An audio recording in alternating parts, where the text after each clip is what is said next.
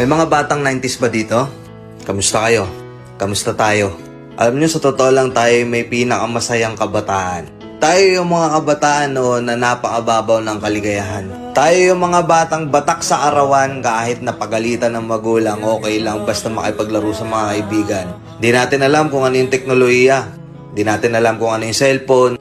Di natin kilala si Coco Melon. Kontento na tayo sa mga laruan natin at sa kung ano yung meron. Tayo yung mga batang halos makompleto natin lahat ng laruan sa Jollibee at McDo. Bumibili tayo ng tig-pipisong laruan baka sakaling may laruan doon sa loob.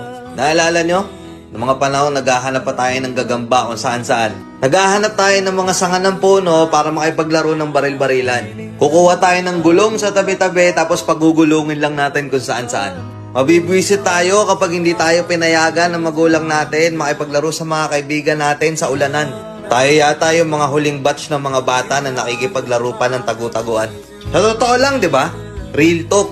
Tayo yung mga simpleng batch ng mga bata. Tayo yung mga batang napakasimple lang ng kaligayahan. Pero yung mga batang yun ngayon, nagsilakihan na. Nandito na tayo sa tunay na hamon ng buhay. Yung struggle natin, ibang-iba. Pero magtataka ka, yung mga bata ngayon, iba na rin sila. Yung mga bata ngayon, feeling nila mas magaling pa sila sa magulang nila. Yung mga bata ngayon, nagre-rebelde agad kapag hindi na pagbigyan yung mga simpleng gusto nila.